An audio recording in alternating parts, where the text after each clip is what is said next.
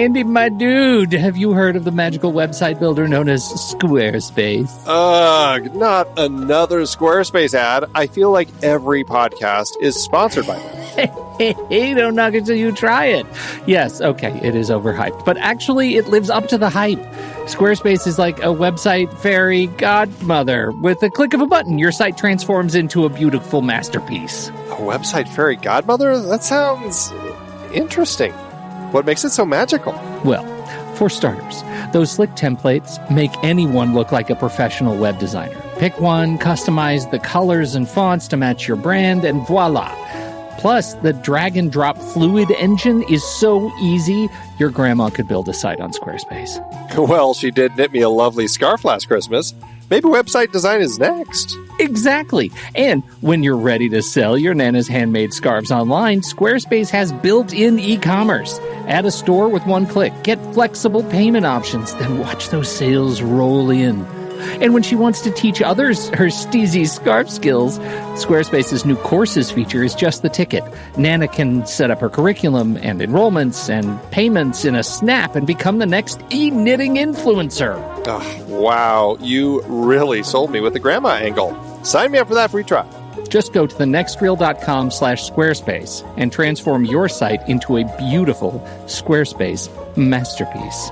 Well, thanks, Pete. Even though it's overhyped, Squarespace actually sounds perfect for Nana's site's needs. Appreciate the warning on the ads, though. I'll brace myself next time I listen to a podcast. Anytime. Let me know if you need any help getting that site up and running.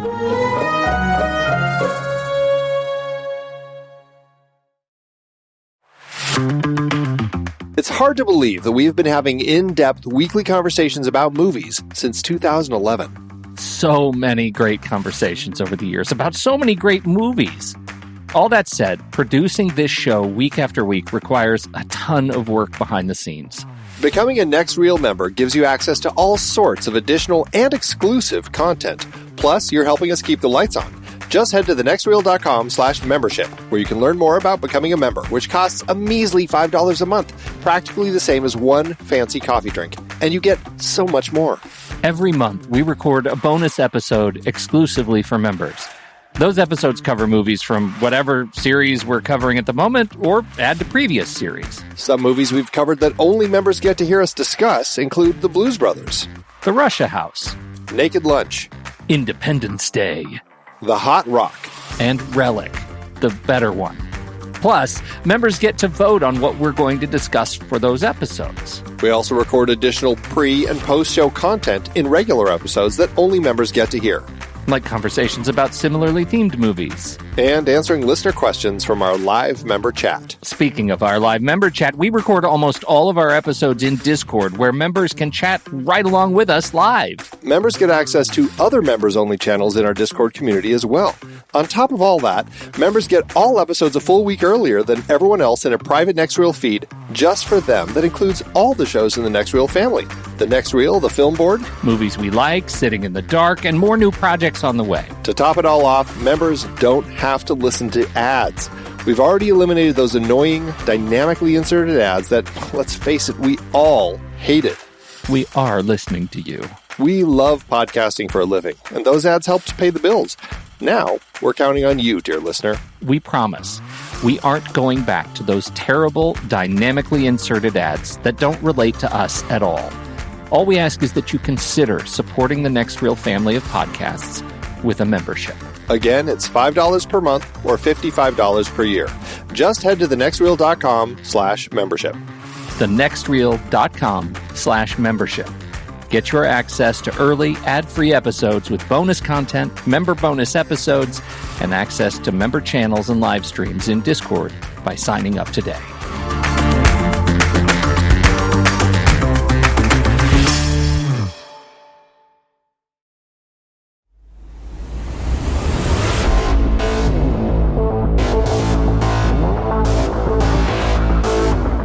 I'm Pete Wright. And I'm Andy Nelson. Welcome to The Next Reel. When the movie ends, our conversation begins. Showgirls is over. Want to go down to Spago, get something to eat?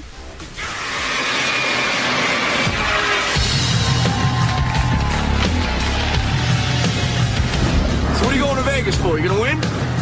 I'm going to dance. There's a spot open in the chorus line. I think you should try out. I got an audition.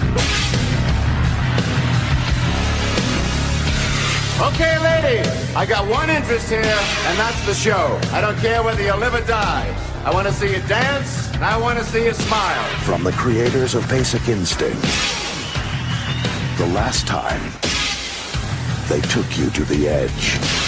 This time, they're taking you all the way. We take the cash, we cash the check, we show them what they want to see. It's not about fair, it's about power. You're a stripper, don't you get it? I'm a dancer. She's dazzling, she's exciting, and she's what Las Vegas is all about. Showgirls. Leave your inhibitions at the door.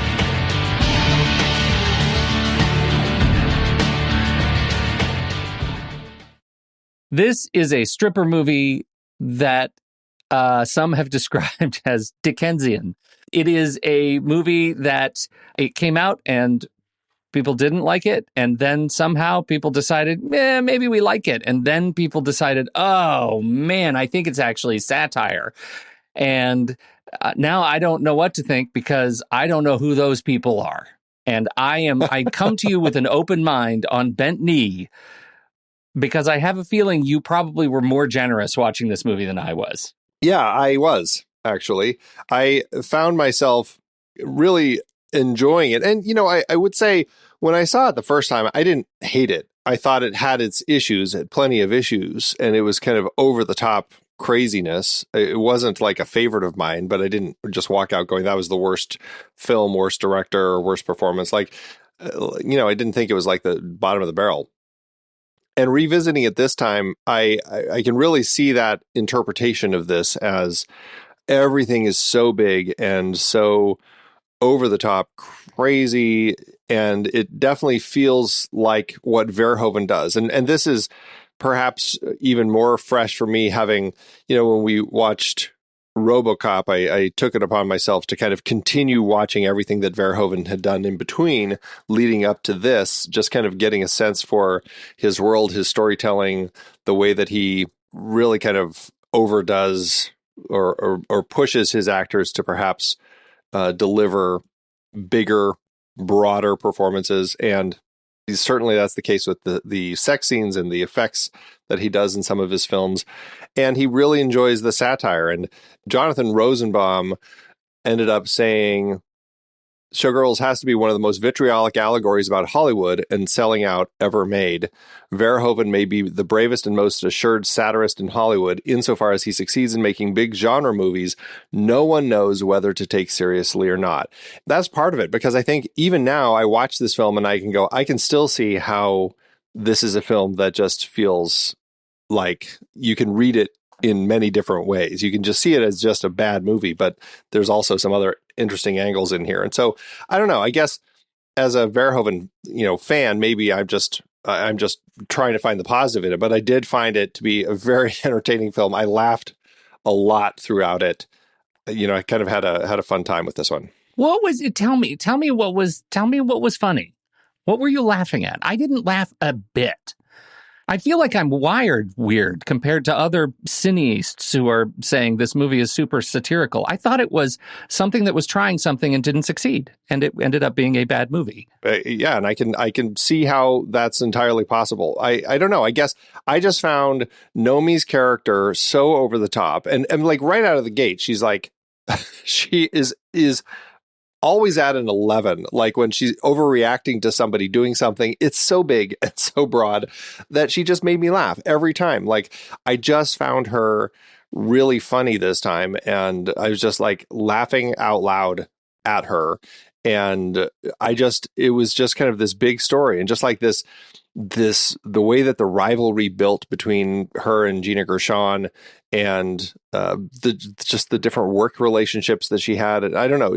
I found it to be kind of funny in a lot of places. And usually it was Nomi that was making me laugh because just the performance was just so big. Okay. I think I'm having a Gina Davis challenge with this Cutthroat Island challenge, because I don't have a problem I guess, with the idea of the character, but in every instance where she was overreacting, right, where she was responding so big, I didn't get the fact that she was playing it somehow satirically or comedically, or I felt like every opportunity I could armchair a performance in my head of somebody playing it differently that would have been better, more sort of soberly attuned to the serious issues that this movie is trying to get across, right? We talked in our pre-show about these stripper movies that are commentary on power and gender roles, and this movie is all about that. Like, there are a lot of those elements in here, and I felt like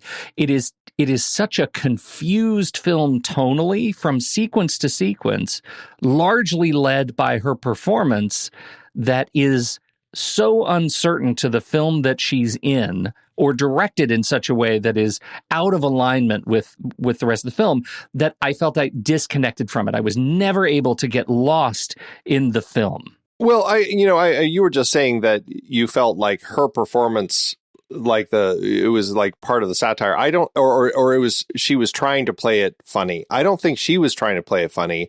I think perhaps Verhoeven, and he actually says this in an interview, good or not good, I was the one who asked her to exaggerate everything, every move, because that was the element of style that I thought would work for this movie. And I guess, I think she was just performing it the way that he asked her to perform it, and it just was really big. I don't think she was intentionally trying to perform it in a way that was funny, but as I watched it, this time, I was kind of interpreting it like it's just everything was so big and over the top that I was interpreting it as funny, and I was kind of laughing at kind of the insanity of the way that she was reacting with everything, and I think. Some people have in recent reevaluations looked at how it is almost satirizing how Hollywood often churns out these movies, these Star is Born sorts of stories, or kind of not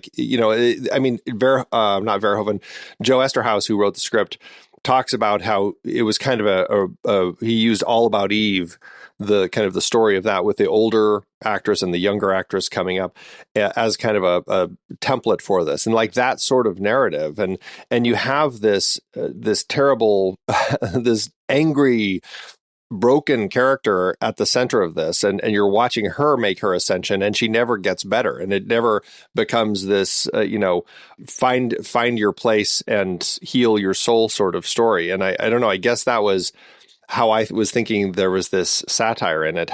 She does kind of have that comeuppance, and she learns a lesson at the end and everything, and then she leaves. But I don't know, I felt like it was exactly that same sort of story, but by doing it through being terrible and all these terrible things constantly happening. And it just seemed to be a dark look at how worlds like Vegas and any place where you're performing, whether it's on a strip stage or a show in Vegas or even Hollywood itself, so often the way that you get to where you're going is by pushing the person who's better down the stairs, and I don't know, I found that aspect of it to be interesting, and I don't know, for me it was engaging.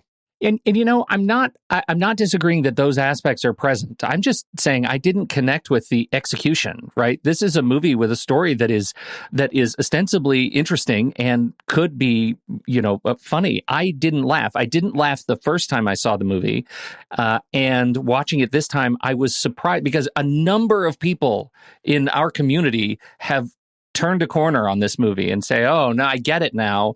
And I expected to go in. Maybe my standard was too high. Maybe I was like, well, all of my friends like this movie now, so surely I'm going to like it now. And I, once again, did not get it. It was worse than I expected going in. Every performance felt like a bad stage play to me. I did not connect with it. So I can easily write it off as not for me. It's a movie that just was not for me.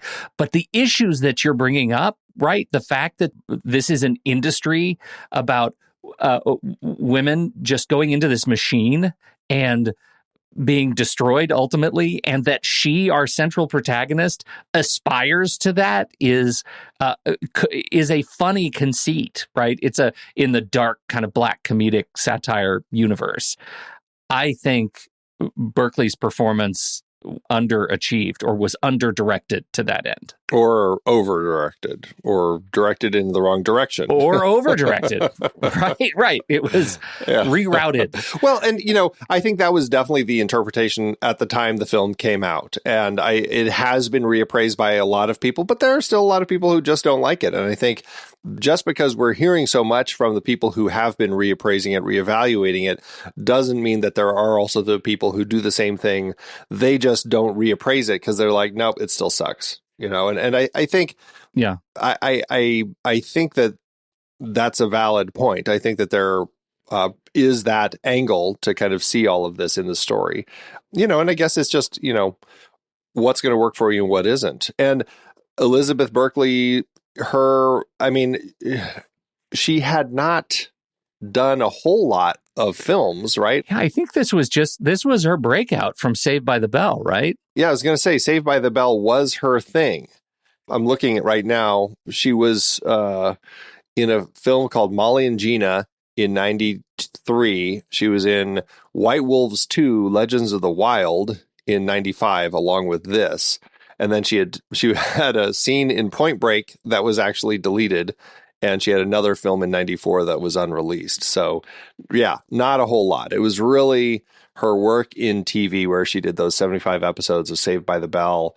That was really kind of what got her on the map. And after this movie, she's kept busy doing films here and there. She popped up in The First Wives Club and Any Given Sunday. And, she's had little bits and pieces here and there. Hasn't done a film since 2009, but has continued doing TV all the way up until fairly recently. And so, she's kept busy, but this certainly was a point in her career that, because of the flack she got, because the reevaluations hadn't started, I think she was the one who took the brunt of all the criticism with this movie. Yeah, I think she did. And she doesn't deserve it at all, right? I mean, I think, it all ends in Verhoeven, and Verhoeven he's a mischievous director, right? Like I totally can get a sense that he was going for something that didn't connect with me and directed it intentionally to give these feelings, But then I look at a movie like Starship Troopers, which I think is a parallel to this movie, a movie that came out and didn't connect with people right away until it was able to sort of stew in its own cultural satire. And a lot of people have come around on that movie. And I think, for me, deservedly so, right? It took me going back and reading the book again after I saw the movie to understand what Starship Troopers was going for. I have no such background for this. It just feels, out of sorts. And she's not alone. I mean, I think Gina Gershon in this movie is too made not camp enough in her sort of sadistic madam role to play this as satire to me. Although anytime I see Gina Gershon, I think she's great. I do love her very much. The part is not great in this movie. And so you didn't like her in this one though? No, I mean, I didn't like the character in this one. I didn't feel like it fit with the rest of the movie. I feel like, okay, I'll give you one. I'll give you one, and that's Twin Peaks. He has no other name because he was exactly what I would have expected in this movie. I love Gina Gershon in this movie. I think she really holds her own as the main center attraction of this dance show at this casino. Like, I think she kind of owns that whole position as Crystal and works really well. I enjoy her a lot in the film, and Kyle MacLachlan as well. Like, the two of them, I think are great. I mean, in general, even like going down the list of performers, I think they're all delivering. And like when you talk about like the camp and stuff like that, I just don't think that this film was necessarily like, it's heightened, but I don't think it was, I don't think anything in here is supposed to be delivered like camp. I just think that it's big. We're in the world of performers. And so I think that they're big performers and stuff, but I didn't feel like it was necessarily like camp and people were supposed to be performing it in campy ways. But I do think that they're delivering, for me, what feels like people working in this world. And I don't know, it all fit for me. Have you spent a lot of time in strip clubs, Andy, personally? I have not. Okay, that's what I have not either. And I think that maybe makes it hard to judge some of what they're going for, because I will say on the performative aspects of it, I don't know if they're any good, right? Like, I don't know if like the Vegas stuff looked competent. It looked like any other Vegas show. Vegas is Vegas. But part of the movie is asking, I think it's asking us to sit in witness of a discussion of talent in her sort of aspiration to move up the dancer food chain. And I could not for the life of me tell if she was better than anyone she was next to on stage, right? I couldn't tell if I was supposed to root for her because she was an underdog, but completely, super talented. I think that's normal in movies. Like, I don't know any movie where you have that sort of thing where you can go, oh yeah, she's totally better. Like, I think there are plenty of movies, shows, Broadway shows, whatever, where we're seeing auditions behind the scenes and we're getting a sense of how people are performing, and I can't tell. So I don't think that's any different than any of those other films. Like, if somebody's great, unless they're really kind of designing these other performers to just be terrible so that the one person really stands out. But like when, Michael Douglas is walking around the auditions in a chorus line and he's tapping people out because they're not good enough. I'm like, oh, they seem good to me. It's like, I don't have that eye, so I can't tell. It's like Whiplash. Like, are you leading or are you whatever? It's like, I don't know. He sounded like he was always on the beat to me. Not my tempo. I don't know. I can't tell. And so that's like, I think that's a hard, like, I don't judge Whiplash because I'm like, well, I don't know. I think that would be asking too much of audiences to expect them to be able to be as good as any of the people judging their performers. Well, maybe. I do think that there are movies that, we see it in sports movies. We see it where the underdog nature is due to some socioeconomic or cultural issue where we get to see their prowess in whatever sport they're performing in.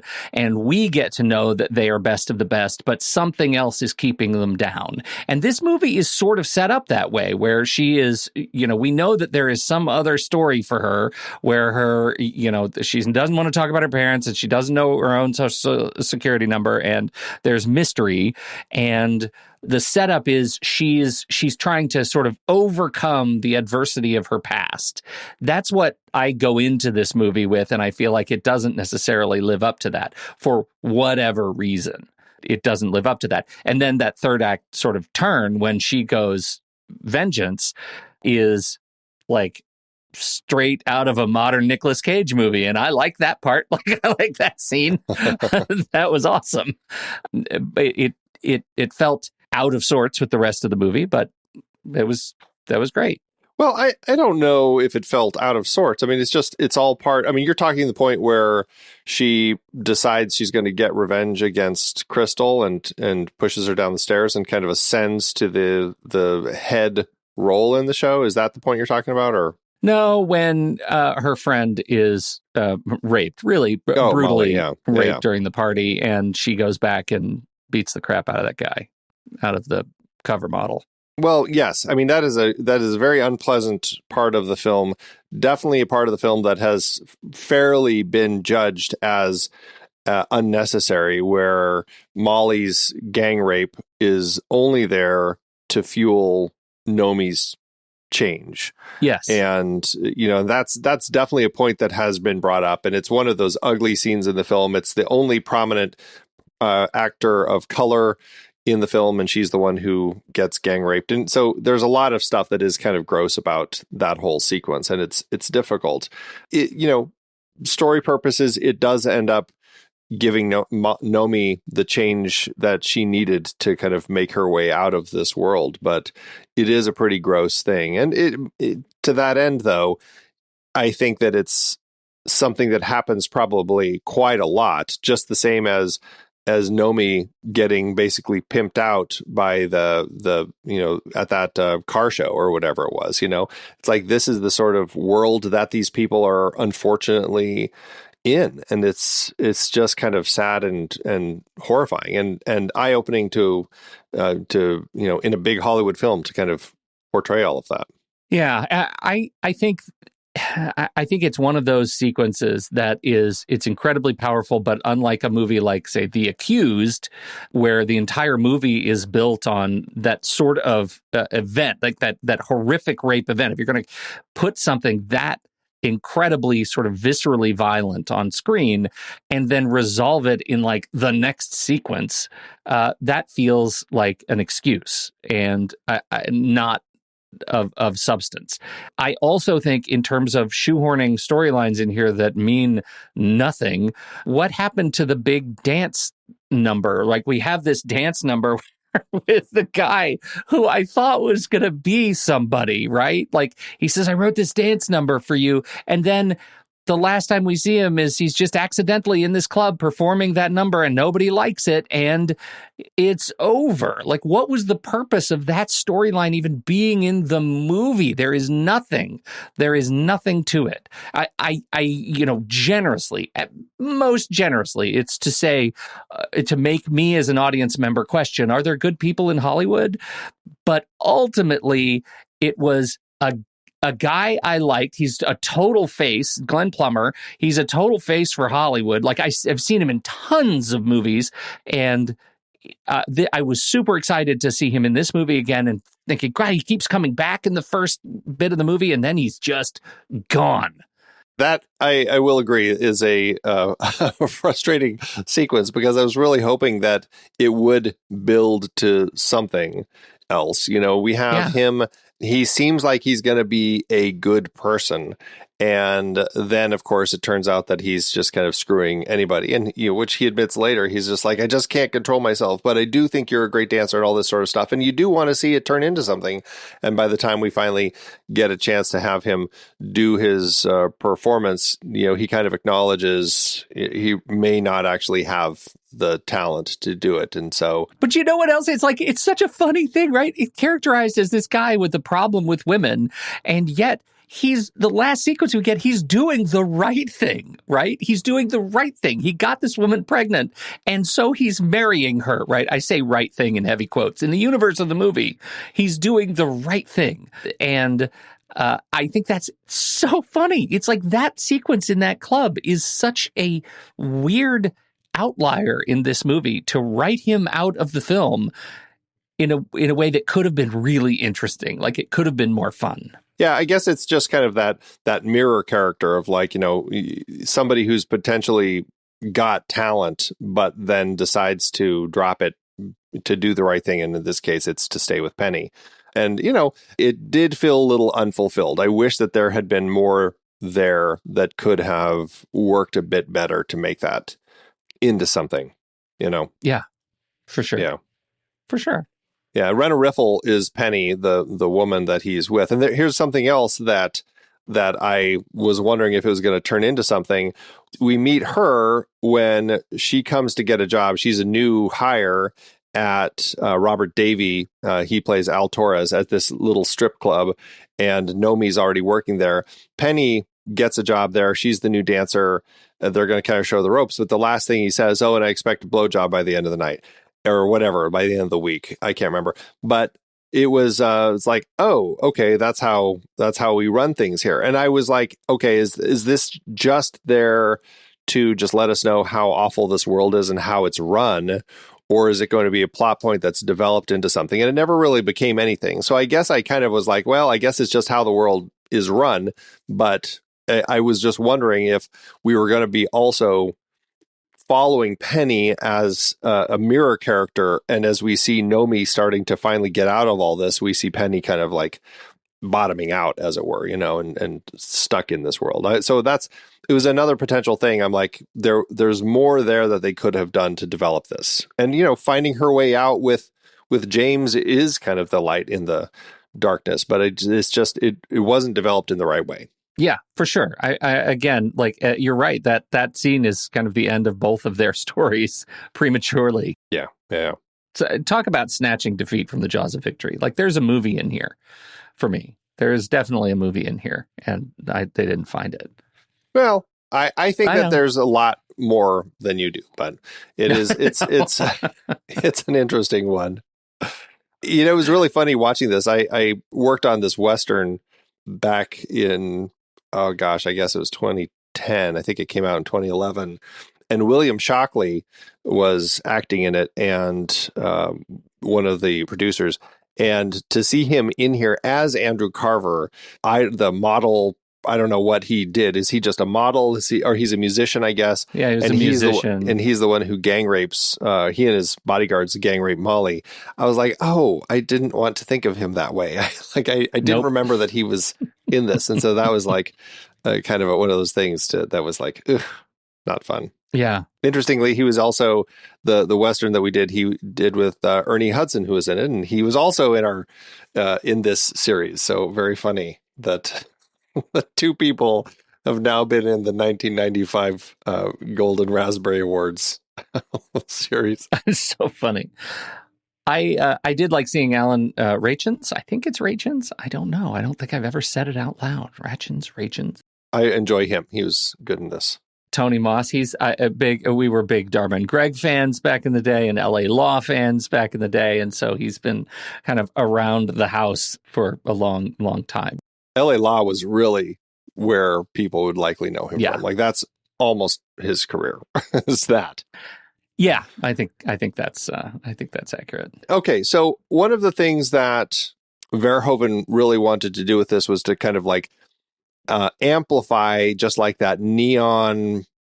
I mean, it's a lot of kind of beauty and like that Las Vegas kind of glow throughout the film, but it also kind of enhances kind of the slick, sleazy underbelly feel to it all.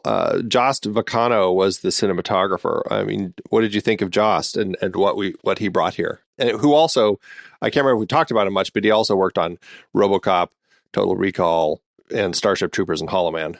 I have no complaints about the camera, really. I think he captured a Vegas that feels familiar as Vegas to me, right? There are some shots in here that are poster artwork, right? I mean, just awesome, dramatic landscape shots of Vegas. There's an over-the-shoulder shot of her sitting on the rooftop of, I think, a parking garage next to the Flamingo, and it's just lovely with the lights coming up the floor on the front, like the facades are captured, I think, really beautifully. I like the backstaginess of it, right? There's so much of it that feels like, oh, we get to jump around and see the tight quarters and things. It didn't feel like necessarily they were breaking new ground over over backstages that we've seen before, but I liked this one. I think it was fun to see all of the stuff that goes on in the background. I think we have a couple of interesting sequences, like cultural sequences, where you have, all the women are getting their makeup on and getting ready for the show, and their kids are wandering around in the backstage, because where do they send their kids when they can't afford send their kids somewhere, or the dad's not around, or whatever? Like, it pokes at some of those questions about the industry that I think are good, and it was captured well. Yeah, I thought that was pretty interesting, and it really shows you that backstage dynamic between these people, because there was the woman who had the kid was also pretty antagonistic with one of the other dancers who was always yelling at her and like, you took my stuff, or where's my thing, or whatever.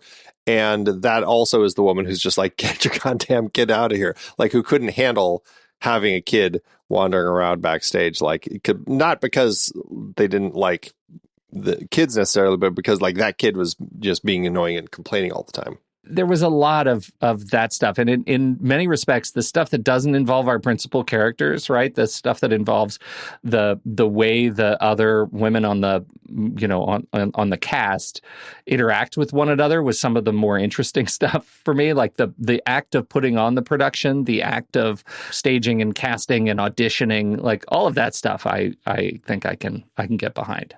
Well, I always enjoy that sort of stuff, getting a handle on the different people who are the choreographers or the costumers, is they're kind of like talking about things and like, you're a little late, get it straight next time. And I loved that scene where the guy comes in and he's like, well, you're getting there.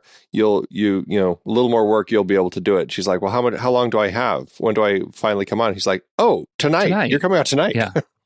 Yeah. Like, that realization, like, oh crap, I have to pick this up very quickly. We do not mess around. Yeah, right. This is a nightly show. Right. That's there's so much of the business stuff that I think doesn't get that where everybody's just sort of in the way of each other, that I think is really that's where the movie is interesting. It's the mechanics of the background of how they make these things, and transitioning from the nature of the sort of stereotypical strip club to the showgirl. Like, he kept saying, oh my God, you want to be a showgirl, right? Like, they use, I think Robert Davi says that, like, you're leaving to be a showgirl. And I think that, like, the difference between a stripper and a showgirl is an area that I think is interesting and could have been plumbed even more in this movie, that what she was really doing was just being a stripper on a bigger stage. That is the interesting cultural commentary. And when Gina Gershon says, we're all just whores, something like that, like they give us money and we show them what they want to see, right? She has that exchange. Yeah. And Elizabeth Berkley is saying, no, we're not. I'm not. She's a showgirl. Yes, you are. We're all whores. The fact that, I think the movie is poking at that so gently, right? It feels like, I don't know. It just feels like there's a bigger story to be told in that dark space, and the movie kind of exists on top of it, and then changes tone so dramatically when I expect it to answer some of those questions, and becomes that vengeance story for Molly to get us moving again, that I think is struggle. But I like that. I like that angle. I like that angle of exploration. Like, what is really the difference between what you wear to when you attend as an audience member a strip club versus a showgirl, or how many dollar bills you have in your pocket versus a big stage show on the strip, which I think is interesting. Yeah, I think there's a lot of interesting comparisons that we have there, like how Robert Davi runs his strip club and the way that he talks to his girls is pretty crass. But when you're seeing, again, Alan Rachins, as he's doing the same thing, he's also pretty crass, wanting to put ice on her nipples and everything, to all of this sort of these little tips and everything that they're kind of saying to help them perform better. It leads to the same thing. They're all going out there on stage to take their clothes off in front of a crowd. And that is a really interesting element that we have throughout this. And yes, there's a higher clientele, I guess you could just say, in the world of performing on this big stage with all the lights and the glitter and the glamour and just like how fantastic like production design they have. But at the end of the day, it leads to a lot of the same thing. And, I suppose you could argue that there is this portrayal of what you do in the world of the strip club. Like when you go, you have, part of the job, they expect you to go into the back and do lap dances for people. And that becomes, plot point a few times in the story with the lap dances. But then you don't really have that same comparison when it comes to the life as a showgirl. But you do have these opportunities, like when you go to the trade show, and I said it was a car show, but it was a boat trade show that they go show, where it's basically there for prostitution. Like they're basically there so that they go out with these high profile individuals and are expected to have sex with them. And that becomes almost to a certain extent worse than what you are expected to do at the strip clubs, and I can't remember if it was, I can't remember if it was Al or maybe it was Henrietta Bazoom, the one with the crazy wardrobe. She was a hoot. She was very, very funny. Or one of them may have said something about like, there's honesty in what we do here or something like that. I can't remember. But that vibe of, it is what it is here, and you do lap dances. He also did say, I expect blowjobs and stuff like that. And so there is an expectation that comes with that. That's, it's a little more kind of, the pimp relationship that he has with his girls that you don't necessarily like. We never saw. It's not like when she and Zach ended up together, it wasn't like he was forcing her into a relationship or a sexual relationship or anything like that. And it's not, Tony never said anything to her in that vein either, but they did kind of expect them to make these goodwill appearances where they would be prostitutes. I can't believe I'm coming to the defense of the narrative of this film, but I think that is a fantastic comparison between Robert Davi, who is probably the most honest of anybody in the movie, right? He just calls it like it is. This is the way the business run. He's trash and a hateful human being. And Kyle MacLachlan, who is also trash and a hateful human being, but doesn't say it ever to the women themselves. And there is that sequence where she comes to him, Nomi comes to Zach and says, hey, this happened and I need you to take care of it. And he says, don't you ever do it again. He calls what's his name in, Phil in, and says, don't you ever do it again. You're a terrible person. And then immediately, once she's gone, picks up the phone and says, yeah, I know, we're fine. Just don't, keep doing what you're doing. Just, don't use her anymore. Right. Like that's the kind of like duplicitousness that you get with more money and the bigger show that she is aspiring to. Yeah. And and I shouldn't have been coming to Zach's defense really, because he's also the person at the end who digs into her dirt and uncovers her backstory and then essentially blackmails her into performing or I'm going to tell everybody what happened. And that's what leads her to kind of take her to take the her own vengeance upon Andrew Carver as opposed to getting the police involved. And that was kind of that whole thing. But he is a much worse type of person. And, whether it's money puts him into a position of power and he's using and abusing it as he sees fit or what, it's hard to say. But yeah, it's an interesting thing because Robert Davi never actually seems that great or that nice when she's working there, but it clearly was I guess you could say a more positive relationship because like he and Mama Bazoom come to visit. They come to see her Nomi's show. They come to talk with her and everything. They're proud of her. Like she's made it out of the nest and she's on her own. Like it's a weirdly very parental moment that we have with the two of them as they're happy for her and seeing her succeed. Yeah, there's a lot of interesting things that it's kind of capturing with some of those elements. I think that's the trick. Everybody in this movie, except everybody in this movie is generally a terrible person. It's just all about degrees. Yeah, well, and that again, I just think that they were making a movie just about bad people and like this terrible world and stuff. I don't know. It's interesting. Yeah. Which is fine. I'm in favor of that. I don't mind that. The music was by Dave Stewart of the Eurythmics. Verhoeven asked him to do it and also write all the music for the big shows. And what he actually said is the idea was to make the same loud, sleazy, bad music that you hear in those Vegas shows because that's how it actually is. What do you think? Do you feel like they pulled it off okay with all of that? Yeah. I definitely liked the soundtrack. I thought I thought the songs were great. Of course, I get really excited when Prince comes on, and I think there was good use of Prince. Yeah, twice. That's telling. But yeah, in general, I did like the music. I like the sort of thumping bass that they create for the environment of the clubs, and so yeah, it works for me.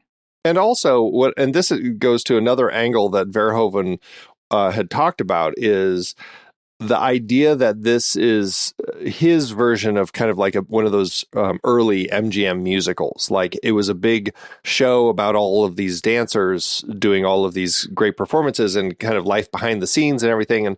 And you see all of that with the Busby Berkeley sorts of things. And the way that I found what was interesting in this film is over the course of all the different dance performances that we see, we really see like a variety. Like we see like the primordial things with like the lava explosions and all of that. You've got the bikers and everything. You've got the sparkling goddesses and sorts of things. Like I found that they were doing a lot of shows in a really interesting way that ended up feeling like it was almost like Verhoeven's interpretation of a lot of those points through kind of the Hollywood musical history. Yeah, I did not think about that. I did not make that connection until you said it. I think that makes a lot of sense. I think the idea of exploring pop culture history through striptease bits is it's kind of adorable. It might be the cutest thing about this movie. Well, leave it to Verhoeven to do it, right? I mean, it fits. Yeah.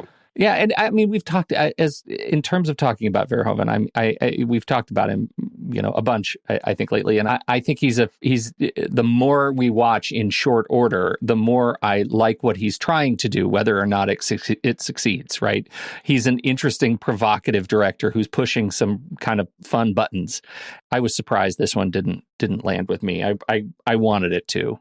Where do you stand on Joe Eszterhas? He wrote this, he wrote Basic Instinct before with Paul Verhoeven, at the time becoming the highest paid screenwriter. Yeah, he started his career in the late 70s with Fist, a Stallone movie, and then, of course, Flashdance. Did some rewrites on Blue Thunder, had Jagged Edge, Big Shots, Hearts of Fire, Betrayed, checking out Music Box, then Basic Instinct, Nowhere to Run, and Sliver, another erotic thriller that he did with Sharon Stone. After Showgirls, he did Jade. He did One Night Stand, Telling Lies in America. And then, of course, the notorious and Alan Smithy film Burn, Hollywood Burn in 1997, which he wrote, Arthur Hiller directed. And because he felt the movie was so bad, he actually took his name off. And as if it was fated, an Alan Smithy film, Burn, Hollywood Burn actually became an Alan Smithy film, which I could not get enough of at the time it came out. I just thought that was hilarious. That's kind of Eszterhas. What is Joe Eszterhas working through in his movies, right? Like, it feels like he's got some demons that he's trying to exercise all the way from Flashdance, right? Like, I don't know. I mean, I feel like he's got some issues that he's trying to work through in terms of sex, nudity, violence in film, gender issues in film. Like, he really sort of has the corner of that particular cultural space. And where do you stand on Eszterhas? Do you generally like the scripts that he turned out through the 80s, 90s? Well, I mean, you say that, and I look at that list of films, and I haven't seen a lot of them. And especially like once he started really hitting his stride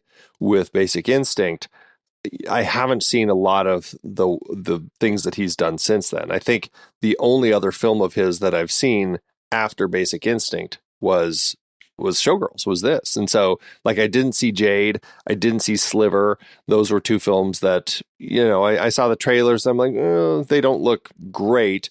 I just mean the ones after Basic Instinct. Like, I just hadn't seen much. And so, I did see Jagged Edge. That was one that I rented and I enjoyed.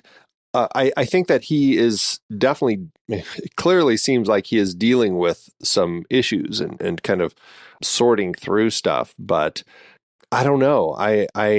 Or he's brilliant, right? Yeah, I find him to be just brilliant. Like, I think he could be brilliant. He could be the guy who wrote his first movie that featured sex and nudity and really established a career as a result of that first success, and like propelled that career by specializing in these lurid, more sensational stories with more graphic nudity or sexuality, and in an era when the audience was hungry for erotic thrillers, right? Like, that could just be straight up business, right? Maybe he's not doing, maybe he's just smart. Maybe he's just smart and he has no issues at all. And he just likes to sleep in a bed full of soft bunnies, which is its own sort of freak action. I don't want to yuck anybody's yum. Is that a thing we can still say? I don't think so. Yeah, definitely an interesting life and an interesting story. I don't want to go really too deep into his story, but there was a lot of stuff that had gone on when he was young. And it does make me wonder it just left him in a place where he was like really contemplating a lot of these sorts of things. And again, it also found it fairly lucrative. And it's hard to argue that, Flashdance, the success of that movie and what he was doing there, it was a perfect starting place to lead to where he ended up with Basic Instinct and Sliver and this and Jade. Like it's just, it seems like all the right stepping stones he needed to get to this place. And then perhaps this was kind of that zenith where he'd gotten to a point where it was like so much that everything kind of started falling in on itself afterwards, Yeah. Well, and he had that, apparently he wrote a memoir about his experience after having throat cancer, and just the memoir apparently unleashed on his stories of the Hollywood. And I have not read it, but I just in the act of going through his movies, I'm really curious because it does feel like some of those stories weave together a tapestry of what makes a Joe Eszterhas movie. Yeah. He's an interesting person for sure. This was a film that was kind of unprecedented because this film was rated NC-17. This was this new rating that was created in the late 80s, I think, that turned into a thing that like nobody wanted because it was like basically saying that you're putting what they felt like porn into the movie theaters. September 1990 is with the film Henry and June was the first NC-17 film released. And after Blockbuster really is the one that killed it because Blockbuster said, we're not going to carry any NC-17 films. A lot of filmmakers have said, we need this rating. We need a rating that allows for films that really you shouldn't be bringing a kid to ever. I remember, at some point, like Spike Lee and Martin Scorsese, I think, had come out and said films like a war film like Saving Private Ryan has such graphic, horrific war scenes that it should be NC-17 because you shouldn't be bringing kids who are under 17 to a film like that. And this is, again, going to this whole issue of why our rating system is broken. This was, I found to be an interesting challenge by Verhoeven that after he had the struggles that he did with what he had to cut and stuff with some of his previous films, he really pushed the studio to allow him to film a movie that was NC-17. And he ended up, because it was the studio was super concerned about all of this. He didn't want to have to make any cuts, and so he wanted to release an NC-17 film. He had to defer 70% of his paycheck, depending on if the film actually made a profit, because they just didn't trust that it wasn't going to end up getting shut out right away. And so those elements are, and Blockbuster not showing it, that's why the NC-17 rating wasn't a success. And it's disappointing because it became such, like, going back to our last film, it became this scarlet letter that these films had to carry around. And, it was a burden. And, and I know there was a cut of this film that was a little more R-rated for some places that refused to play it, period. And I think they had to do that for some TV places as well to show it. And then I think he ended up releasing an unrated cut anyway that was just a tiny bit longer than the NC-17. And so, which is what I watched.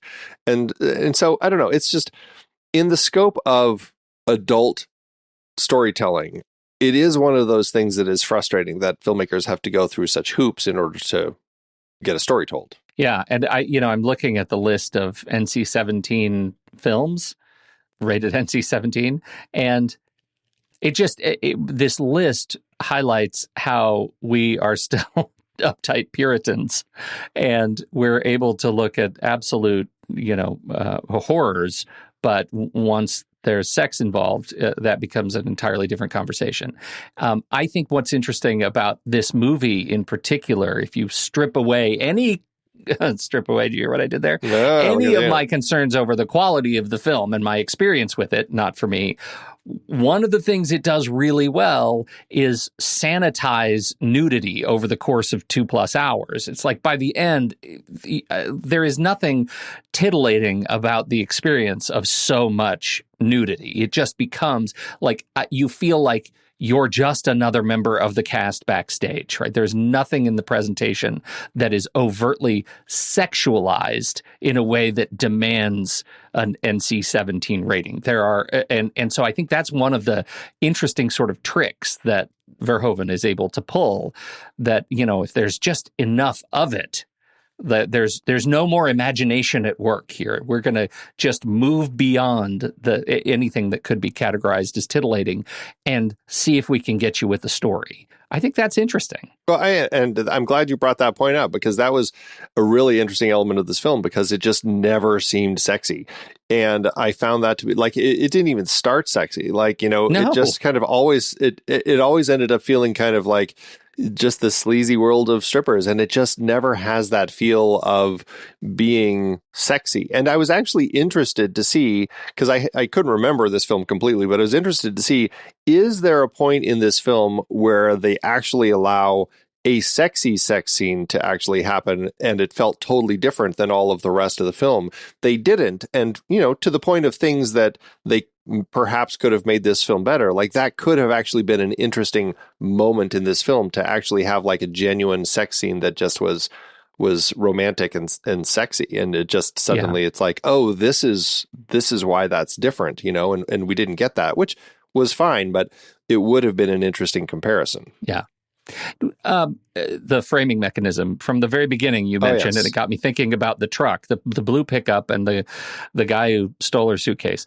What did you think about using that as a framing mechanism for this film? It was funny. I forgot what happened, and I'm like, okay, so we're starting with a nice-ish guy, and I wonder where we're going to go. And they're like, oh, nope, he wasn't a nice guy. He was a thief. And I'm like, okay, so that sets us up for our world of people who seem nice and really aren't. And I thought that was actually a really clever way to set things up, and to give us a sense of like, we're stepping into this world where nobody is trustworthy.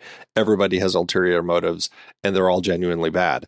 And by the time we get to the end, what I liked about that is it gave us a sense of her newfound power and understanding of the world that she was very naive about before, and now she understands and was able to navigate. And so for me, having the framing mechanism of this, where we kind of come full circle by the time we get to the end, I actually really enjoyed. I liked that quite a bit with this film. Yeah, I think it kind of that is a piece that sort of works for me too. The fact that it becomes it's effectively opening the book on a nightmare fairy tale, right? Like that's what we get at the beginning. Welcome to Las Vegas. Well, a lot of interesting things going on in this film to talk about for sure. But I think that's about it. So we'll be right back. But first, our credits.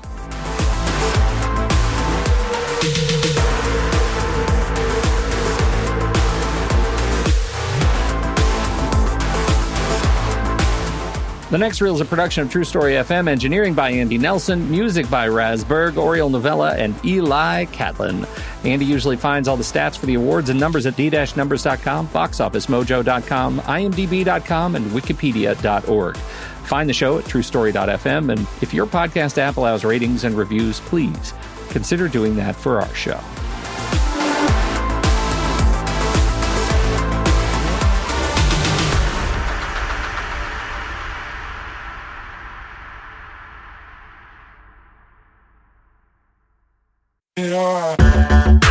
Andy, can you believe we've almost hit 700 episodes of The Next Reel? I know, it's crazy. And with all the other episodes in our family of podcasts, we are well over 1,200 episodes of movie conversation. It's really pretty amazing that we've gotten to have these in-depth movie chats every week for over a decade now. And we couldn't have done it without our loyal community of film fans. Their support over the years has meant so much. For sure. That reminds me, we should give the merch store a shout out. Buying shirts from thenextreel.com/merch is a great way listeners can continue to support the show. Plus, they get to sport our great designs. Absolutely. I think sometimes folks forget we have a variety of shirts, mugs, phone cases, and more available. In fact, a great place to start is with a shirt sporting the Next Reels logo. We also have that classic Fast Times Spicoli Surf School tee, or the weirdly popular Rusty's European Tour shirt. The one from National Hemp Foods European Vacation. Why is that so popular? Search me, but we have sold a ridiculous number of those. I guess there are a lot of Rustys taking trips to Europe? We're always adding new designs based on movies we've covered, like our brand new design for a streetcar named Desire, featuring a streetcar named Desire. So if you want to rep your love of TNR and films, head to thenextreel.com/merch. Every purchase helps us continue to have these weekly in-depth conversations. So visit thenextreel.com/merch today. And as always, thanks for listening and being a part of the Next Reel community. We've got lots more great movie chats coming your way.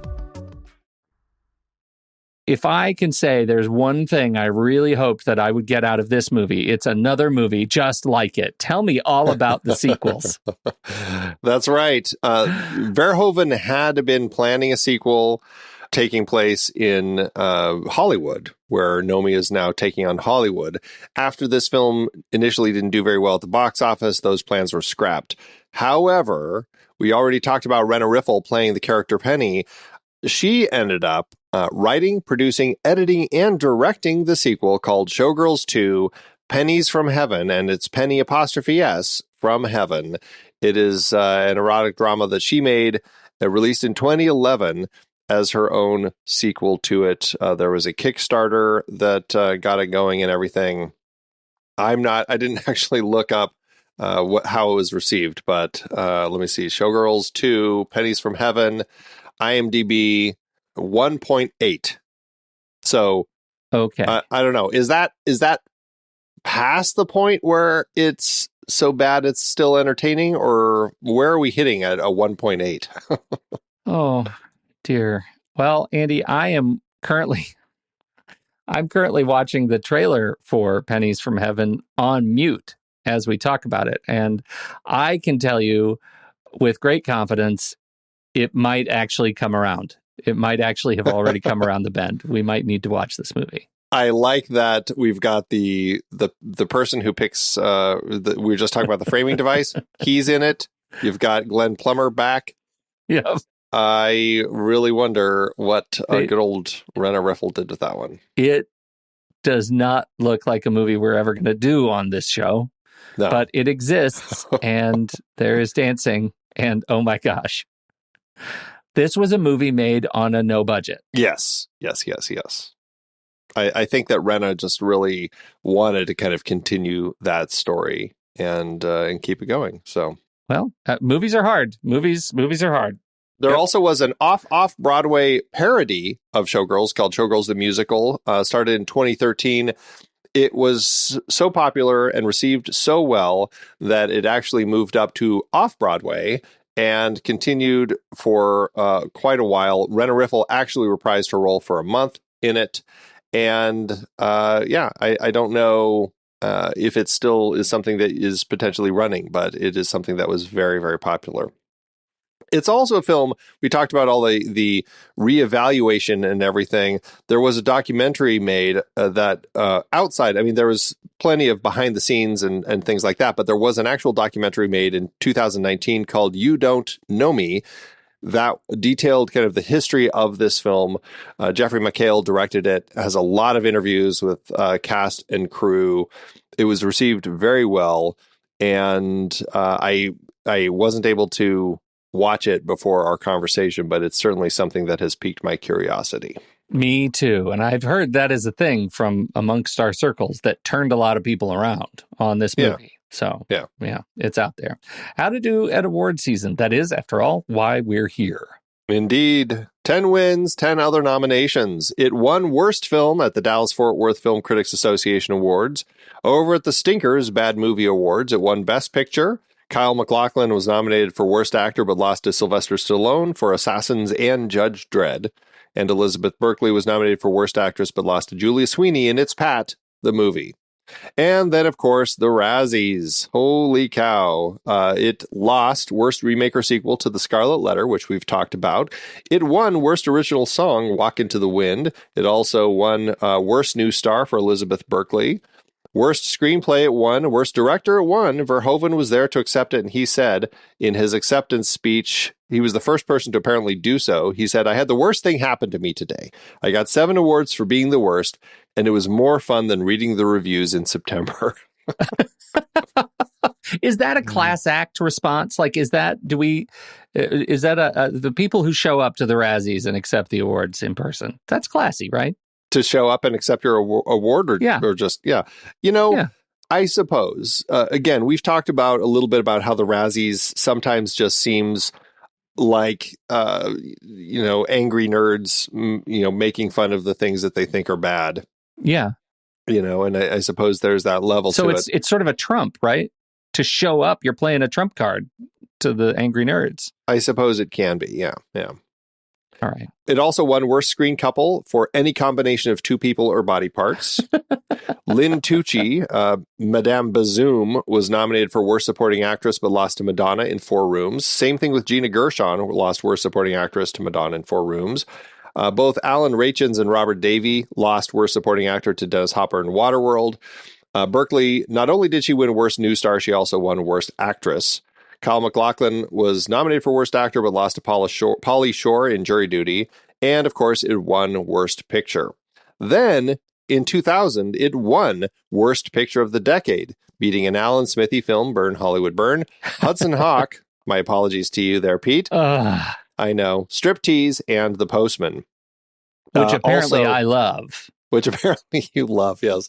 Elizabeth Berkley lost Worst Actress of the Century in the 2000 Razzies to Madonna. She also lost Worst New Star of the Decade in 2000 to Pauly Shore. And then in 2005, it was nominated for Worst Drama of Our First 25 Years, but lost to Battlefield Earth, which also beat Mommy Dearest, Swept Away, and The Lonely Lady, which is another film this film has often been compared to. I haven't seen it, have you? It's a Pia Zadora film about a young woman who comes to Hollywood in search of becoming a screenwriter, I think is the story. And Peter Sasti directed it based on Harold Robbins' novel. It's believed to have been based on memoirs of Jacqueline Suzanne. But yeah, Pia Zadora is in it. From the sensual world of Harold Robbins comes the story of a woman's struggle for fame in Hollywood. And apparently it's just all about how everything that she wanted to do is all just about, people making her have sex to get anywhere. Yeah, it sounds familiar. How did it do at the box office?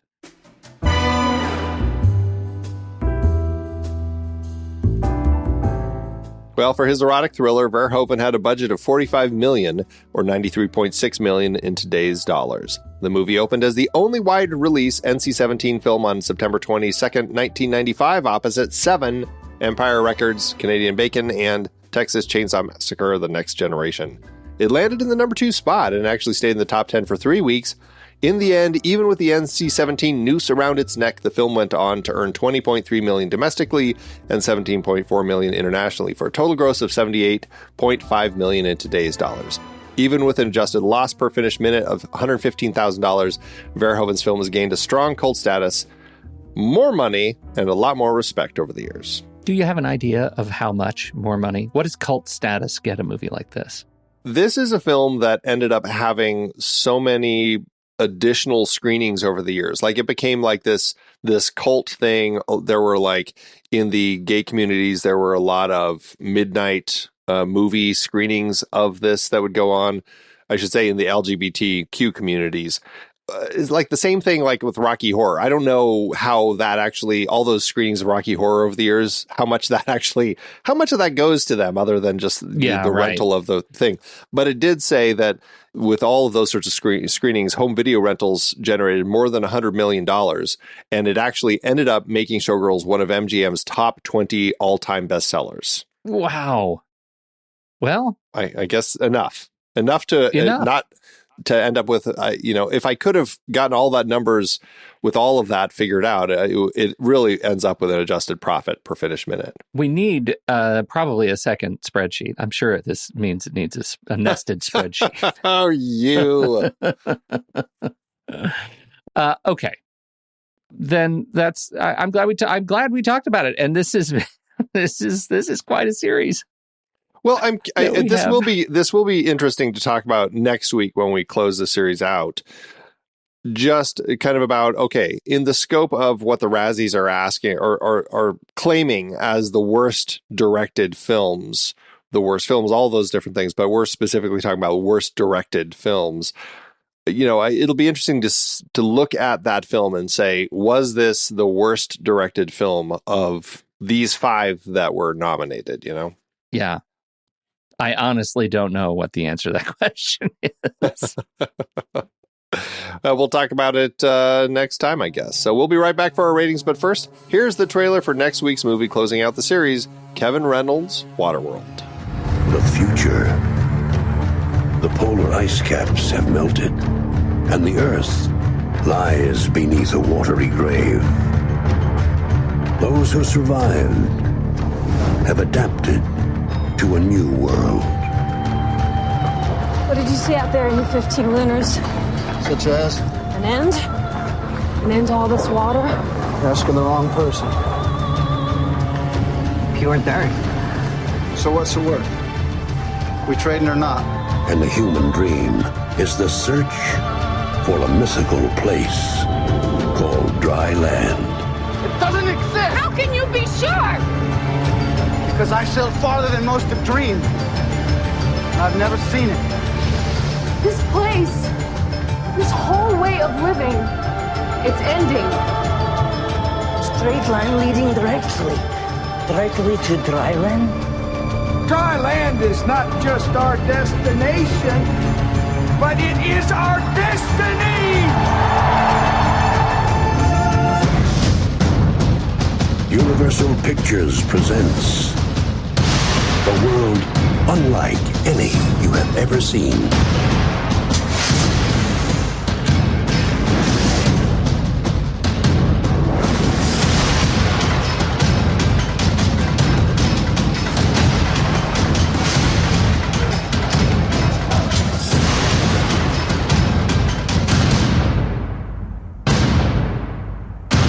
Kevin Costner, Dennis Hopper, Gene Triplehorn.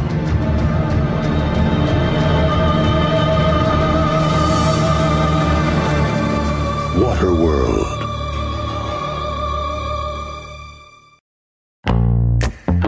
It is hard to believe we've been having in-depth weekly conversations about movies since 2011. You're telling me producing this show week after week is so much fun, but it does require a lot of work behind the scenes. If you'd like to help support our efforts, one easy way is by using our Originals page when shopping for books and movies that we've covered. Your purchases made through our links give us a small commission at no extra cost to you and allow us to keep having these great discussions. The Originals page at thenextreel.com/originals links to the source material for all of our adapted film discussions. Purchasing through our links supports the show. In Season 13, we explore various awards categories and the films nominated in them. We wrapped up our 1940 Best Picture series with adaptations of Mice and Men from John Steinbeck and Wuthering Heights from Emily Bronte's novel, not to mention the play Dark Victory by George Brewer Jr. and Bertram Bloch. The 1947 Academy Award adapted screenplay series featured Anna and the King of Siam, based on Margaret Langdon's book, plus The Best Years of Our Lives, Brief Encounter, and The Killers. The 1952 cinematography nominees included Death of a Salesman and A Streetcar Named Desire, A Place in the Sun, based on both a play and a book, and Strangers on a Train, based on Patricia Highsmith's first novel. So many great movies based on books and plays, like Beckett, The Pumpkin Eater, A Boy and His Dog, Rollerball, The Princess Bride, Congo, The Scarlet Letter, Jackie Brown, The Deep End, The Gray, The Woman in Black, and Top Gun Maverick, which I'm very much looking forward to revisiting. Get the source books at thenextreel.com/originals. Start your next read or reread from the movies we've covered. Visit thenextreel.com/originals today. Letterboxd, Andy. What are you going to do for Letterboxd? I I would have expected that you would have been down with me, but now I'm starting to think maybe this is a 3-star and a heart with quibbles. This is even a bit higher than that. I had a lot of fun. 3.5 and a heart. God. That's right. I enjoyed this film. I had a great time. I laughed along with it. I enjoyed the craziness of this world that Verhoeven was delivering. Who knows? After this, I might actually like Hollow Man. I don't know what's happening to me in my Verhoeven things. I but, literally kicked over furniture accidentally when you said that out loud. I cannot believe it. Oh, you guys. Okay. I am not there. I did not enjoy my time with this movie. It was a slog, and I am giving it a 1 star, no heart. It's just, I'm not going to come back to it again. I don't need to. And that messes up our average. That is one of the bigger splits that we've had, I think. Yeah, this averages out to 2.25.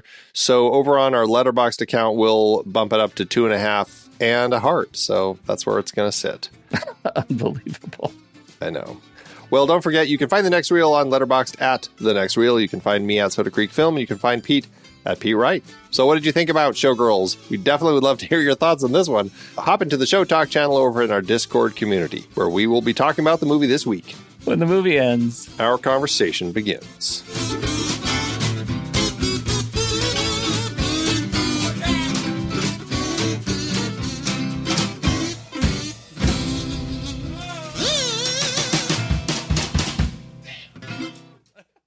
Letterboxd giveth, Andy. As Letterboxd always doeth. I went with most activity. So people who thought that these reviews, them who were rating the reviews, and I actually have a whole bunch of one-liners, and I'm going to share them all at once. Can I do that? Yeah, I'll do the same. Okay. Although maybe in the same one, so we'll see. I'm going to open with a 4-star to completely neuter my opinion before I even start. 4-star from Stevie. Straight people are not allowed to have an opinion on this. So, okay. Got it. 5-star, Versace. 4.5-star, quote, guys, we got to toss a monkey scene in here somewhere. And a 5-star from Julius. The people who think this is dumb are the same people who think Inception is smart. Ouch. Ouch. Okay, what do you got? Good stuff. I've got a 5-star by Paul Douglas Reese, who says, my fiance was expecting a movie about a stripper with one whole leg as a body. The poster misled him, and he was severely disappointed. That's a very funny bit, because the poster, yeah, that was just like, yeah, very funny. I would love to see so that good. With just a long leg with Elizabeth Berkley's head on top. The other disappointing thing is that at no point was there a reveal like this. I feel like the poster is so, and I'll say this, 5-star poster work. Like, it is a great poster, like really subtle, severe, the implication of curtains that are sort of being parted as she walks out on stage, one-legged and all. And there's never anything as dramatic or cool as the poster. Yeah. I'm going to end it on this one. 4.5 by Leticia Fernandez. The IMDb trivia page for this movie says that the only time the actresses felt uncomfortable was during some of the monkey scenes because they kept staring at their boobs. So jot that down.